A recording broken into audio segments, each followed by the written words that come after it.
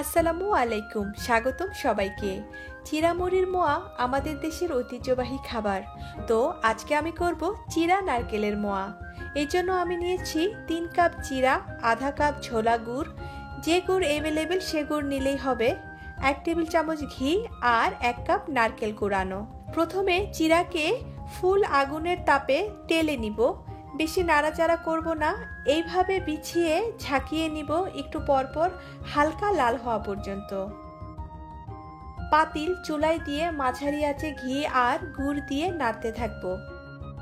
নাড়তে নাড়তে যখন দেখব গুড় কিছুটা আঠালো আর বেশি বুদবুদি দেখা যাচ্ছে, তখন একটা বাটিতে পানি নিয়ে 1 ফোঁটা গুড় দিয়ে দেখব পানির সাথে মিশেছে কিনা।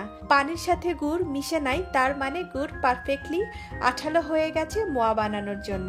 চুলার আঁচ কমিয়ে এখন গুড়ে নারকেল কুড়ানো আর চিরা দিয়ে দিব। চিরা, গুড়, নারকেল ভালো করে মিশিয়ে চুলা বন্ধ করে দিব। একটু অপেক্ষা করব চিরার মিশ্রণ হালকা ঠান্ডা হওয়ার জন্য। হালকা ঠান্ডা করে হাত পানিতে ভিজিয়ে মোয়া এইভাবে চেপে চেপে বানিয়ে নিব। হয়ে গেল মজাদার চিরা নারকেলের মোয়া। মোয়া ঠান্ডা করে এয়ারটাইট বক্সে ভরে 1 মাস পর্যন্ত খাওয়া যাবে। আজকের মতো বিদায়, ভালো থাকবেন। অন্য কোনো ভিডিও নিয়ে আবার হাজির হব।